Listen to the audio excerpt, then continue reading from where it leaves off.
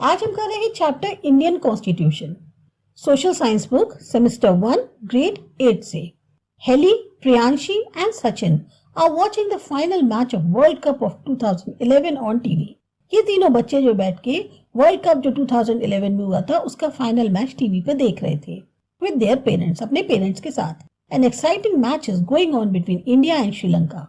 तो इंडिया और श्रीलंका के बीच में बहुत ही रोमांचक सा मैच चल रहा था। Who will win the World Cup? India और श्रीलंका। वर्ल्ड कप कौन जीतेगा, इंडिया या श्रीलंका?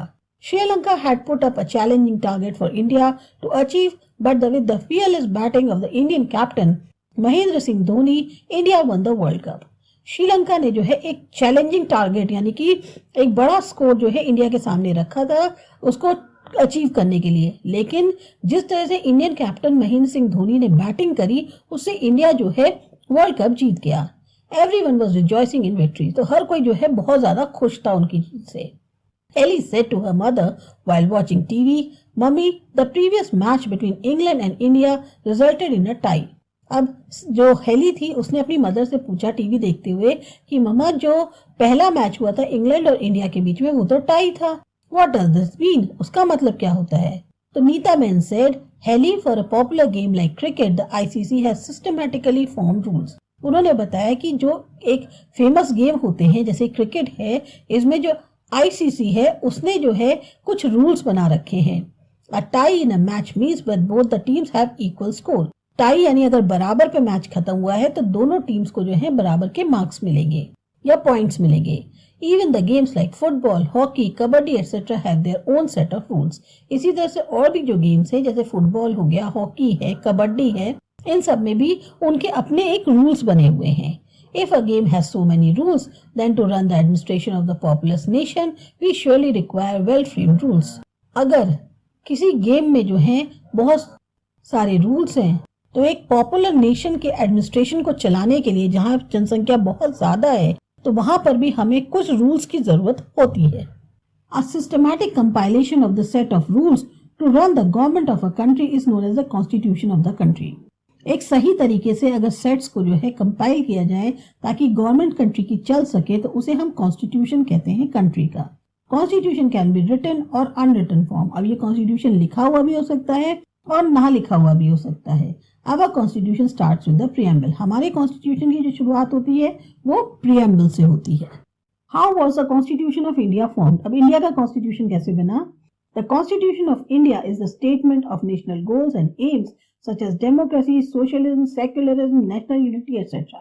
हमारा जो इंडिया का कॉन्स्टिट्यूशन ये जो संविधान है ये एक तरह का स्टेटमेंट है जिसमें नेशनल गोल्स और एम्स सेट किए हैं जैसे डेमोक्रेसी है, सोशलिज्म है, सेकुलरिज्म है, नेशनल यूनिटी है। The constituent assembly was established. तो इसीलिए कॉन्स्टिट्यूएंट असेंबली जो है वो बनाई गई थी। It started working on from 9 December 1946 और इसने काम करना शुरू किया 9 December 1946 से। The Constituent Assembly was formed of prominent and distinguished scholars and leaders. तो ये जो कॉन्स्टिट्यूएंसी थी असेंबली इसको बनाया गया था बहुत बड़े बड़े और जाने माने जो स्कॉलर्स या लीडर्स थे उनके द्वारा। Their political vision and foresight was incorporated in the constitution. जो भी उनकी एक राजनीतिक विश्लेषण होता है, राजनीतिक उनका जो तजुर्बा था, प्लस उन्होंने जो जो सोचा उस वक्त सब कुछ जो है कॉन्स्टिट्यूशन में लिखा गया। Leaders like Jawaharlal Nehru, doctor Rajendra Prasad, Sardar Patel, Maulana Abul Kalam Azad, Shyama Prasad Mukherjee, Sardar Baldev Singh etcetera provided their guidance. तो एक कॉन्स्टिट्यूशन के बनने में इन सब लोगों ने अपना पूरी तरह से योगदान दिया। Frank Anthony represented the Anglo-Indian community and H.P. Modi represented the Parsi community. वहां पर फ्रैंक एंथनी भी थे जो एंग्लो इंडियन कम्युनिटी को रिप्रेजेंट कर रहे थे और एचपी मोदी थे जो पारसी कम्युनिटी को रिप्रेजेंट कर रहे थे। The committee had various constitution scholars like Alladi Krishnaswami Ayyar, doctor B R. Ambedkar, K M. Munshi etcetera. और इन कमेटी के पास जो है बहुत सारे कॉन्स्टिट्यूशन स्कॉलर्स थे जैसे कि अल्लादी कृष्ण स्वामी अय्यर थे, डॉक्टर बी.आर. अम्बेडकर थे, के.एम. मुंशी थे, इस तरह के बहुत बड़े बड़े लोग थे। There were female members like Sarojini Naidu and Vijaya Lakshmi Pandit. खाली मेल मेंबर्स ही नहीं थे, फीमेल मेंबर्स भी थी। Doctor Rajendra Prasad was elected as the president of the Constituent Assembly. तो पहले जो प्रेसिडेंट चुने गए कॉन्स्टिट्यूएंट असेंबली के वो थे doctor Rajendra Prasad. There were a number of subcommittees to take care of various aspects of the constitution. इसके बाद कुछ सब कमिटीज बनाई गई ताकि अलग अलग पहलू जो कॉन्स्टिट्यूशन के उनको सही से देखभाल करी जा सके.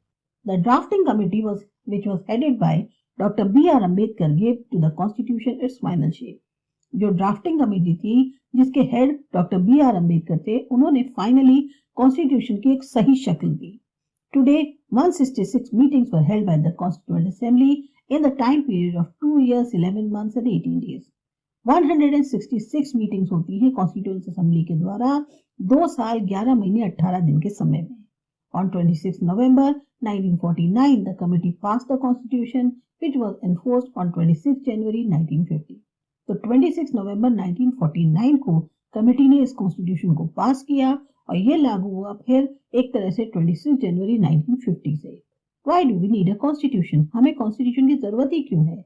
What if there is no constitution? अगर नहीं होता तो no country can function without a constitution. कोई भी कंट्री जो है वो नहीं चल सकती अगर उनका संविधान नहीं होगा. A constitution serves many objectives. बहुत सारे ऑब्जेक्टिव्स हैं जो कॉन्स्टिट्यूशन की वजह से ही होते हैं. It is a document which finally weaves the ethos and ideals of the country.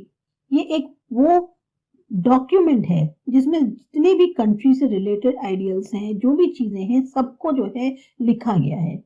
It tells about the kind of government our country would have. कैसी हमारी गवर्नमेंट होनी चाहिए वो कंट्री की, वो लिखा हुआ है. How to run the administration of our country, हमारी कंट्री का कामकाज कैसे चलेगा वो दिया हुआ है. In a democratic form of government, we elect our leaders so that they can run the administration on our behalf. जो लोकतांत्रिक गवर्नमेंट होती है उसमें क्या होता है, लीडर्स चुने जाते हैं ताकि वो जो हैं पब्लिक के बिहाफ पे उस काम को कर सकें. However, there are provisions in the constitution to check the misuse of power by the leaders. यहाँ तक प्राविधान किए गए हैं कॉन्स्टिट्यूशन के अंदर कि अगर कोई लीडर जो है अपनी ताकत का गलत इस्तेमाल करता है तो उसके ऊपर भी उसको मतलब पनिश किया जा सकता है. Salient features of our constitution. अब हमारे कॉन्स्टिट्यूशन के मेन फीचर्स क्या हैं? पहला है democratic rule. India had adopted the democratic system of government. हमने लोकतांत्रिक गवर्नमेंट जो है उसको चुना है. General elections are held in our country every 5 years. हर 5 साल में जो है जनरल इलेक्शंस होते हैं. Citizens above the age of 18 are eligible to cast their vote. 18 साल की उम्र से जो लोग ज्यादा हैं या 18 साल की उम्र जिनकी है वो लोग अपना वोट डाल सकते हैं. We can not imagine democracy without elections. हम ये नहीं इमेजिन कर सकते कि एक लोकतंत्र में जो है इलेक्शंस ना हो. People all over the country play their role in electing the representatives. पूरी कंट्री में जितने भी लोग हैं वो अपना रोल अदा करते हैं अपने रिप्रेजेंटेटिव को चुनने के लिए. Any voter of the country can contest an election irrespective of his or her religion, caste, class or gender. कोई भी वोटर हो कंट्री का वो इलेक्शन लड़ सकता है, भले ही वो किसी धर्म का हो, जाति का हो, क्लास का हो या फिर जेंडर हो. The elected representatives rule for 5 years. 5 साल तक ये काम करते हैं. Every citizen enjoys the freedom to follow religion of his or her choice as well as freedom of speech, expression and thoughts. Her citizen जो है वो जो है फ्रीडम एंजॉय करता है कि अपने रिलीजन को जो है जो अपनी उसकी पसंद का है उसको फॉलो कर सके, साथ ही साथ उसको बोलने की, अपनी अभिव्यक्ति की और विचारों की आज़ादी है. दूसरा है secularism. A secular nation means that the government does not conform to the norms of any particular religion in the system of governance. Secular nation का मतलब होता है कि गवर्नमेंट जो है कहीं पर भी ऐसा कोई प्रावधान नहीं दे रही है कि वो किसी पर्टिकुलर धर्म को जो है वो सपोर्ट करे. Citizens are not discriminated on the basis of their faith, sect or religion. कि जिस भी वो रिलीजन को मानते हैं, जिसमें भी उनकी आस्था है, विश्वास है, उनके बीच में उसको लेकर कोई भेदभाव नहीं किया जाएगा. Every citizen enjoys the right to follow and propagate their religion of his or her choice. Her citizen को, हर नागरिक को यह अधिकार है कि वो जो है जिस भी धर्म को मानता है, जिस भी धर्म को उसको पसंद है, उसको वो जो है फॉलो कर सकता है. Republic. Republic means a government that obtain powers from the people directly or indirectly. Republic का मतलब क्या हुआ कि गवर्नमेंट को जो है जो पावर्स मिलती हैं वो लोगों से डायरेक्ट या इनडायरेक्ट तौर पे मिलती हैं. We have adopted a democratic republic system of government which means that powers are not limited in the hands of the few privileged people. Rather, it is accessible to all the citizens irrespective of their caste, color, class, religion or gender. अब हमने जो अपनी country में अपनाया है वो है democratic Republic system government का। इसका मतलब क्या है कि पावर जो है वो कुछ चुनिंदा लोगों के हाथ में ही नहीं है, बल्कि वो हर नागरिक के हाथ में है, चाहे वो किसी भी कास्ट का हो, क्लास का हो, रिलीजन का हो या जेंडर का हो। Legislature, executive and judiciary are 3 organs of the government. जो मेन ऑर्गन्स है गवर्नमेंट के वो है लेजिस्लेचर, एग्जीक्यूटिव और judiciary. Legislature make laws, executive with the help of civil service officers implement the laws, and judiciary make people follow the laws and does the work of providing justice. तो legislature जो है वो laws बनाता है, executive जो है civil officers की, जो सिविल सर्वेंट्स होते हैं उनकी मदद से उन लॉज को लागू करता है, और जुडिशरी ये देखता है कि सब लोग जो है इस लॉ को फॉलो करें, और साथ ही साथ वो जस्टिस देने का भी काम करता है। Federal state, India is a federal state. अब हमारा जो इंडिया है वो एक फेडरल स्टेट है। There is a distribution of subjects on which the central or the state government can frame laws. उन्होंने जो है कुछ सब्जेक्ट्स ऐसे हैं जिनको इस तरह से डिस्ट्रीब्यूट किया गया है कि चाहे सेंट्रल हो या स्टेट गवर्नमेंट हो, वो उनके बेसिस पे लॉज बना सकते हैं। There are 3 such lists: union list, state list and the concurrent list.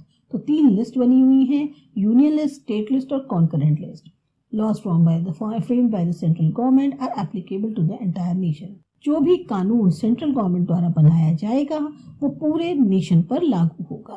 Fundamental rights of Indian citizens are provided by the constitution of India that was adopted on the 26th of November in the year 1949 but was put in use on the 26th January 1950। Fundamental rights यानी कि हमारे जो basic अधिकार हैं हर Indian नागरिक के, वो constitution of India द्वारा प्रोवाइड कराए गए थे, जिनको कि अपनाया गया 26 नवंबर 1949 में, लेकिन जो लागू हुए या इस्तेमाल में आए वो 26 जनवरी 1950 से आए। The fundamental rights of Indian citizens guarantee that the residents of the land can lead a peaceful life as long as they inhabit the country. ये जो बेसिक अधिकार हैं हर इंडियन नागरिक के, उससे ये गारंटी किया गया है कि जो भी इस जमीन के लोग हैं, इस जमीन पे रहने वाले लोग हैं, वो शांति से अपना जीवन गुजार सकें जब तक वो इस कंट्री में रह रहे हैं। The individual fundamental rights of Indian citizens are most of the time similar in all the democratic countries. जो एक भारतीय नागरिक के जो मूल अधिकार हैं वो ज़्यादातर भारतीय नागरिक क्या हर उस इंसान के जो मूल अधिकार हैं वो ज़्यादातर डेमोक्रेटिक कंट्रीज में सेम है। The individual fundamental rights to Indian citizens include the following. अब जो हमारे भारतीय नागरिक के मूल अधिकार हैं वो क्या हैं? इक्वालिटी बिफोर द लॉ, यानी कानून के सामने सब बराबर हैं। फ्रीडम ऑफ रिलीजन, अपने धर्म को प्रैक्टिस करने की आज़ादी है। Freedom of association and peaceful assembly, शांति से आप कहीं एक जगह इकट्ठे हो सकते हैं और अपनी असेंबली कर सकते हैं। Freedom of speech and expression, बोलने की और अभिव्यक्ति की आज़ादी है। Right to constitutional remedies for the protection of civil rights, civil rights की प्रोटेक्शन के लिए अगर बाई चांस आपको कुछ इसमें चेंजेस करने पड़ते हैं या बोलना पड़ता है तो उसके लिए भी आपको एक तरह से अधिकार है। यानी कि जैसे आपकी सिविल राइट्स पे अगर कोई प्रॉब्लम क्रिएट होती है तो आप उसके लिए आवाज़ उठा सकते हैं। तो ये था आपका चैप्टर। आपको अच्छा लगा, समझ में आया? सब्सक्राइब करो हमारा चैनल आसान एजुकेशन। बाय।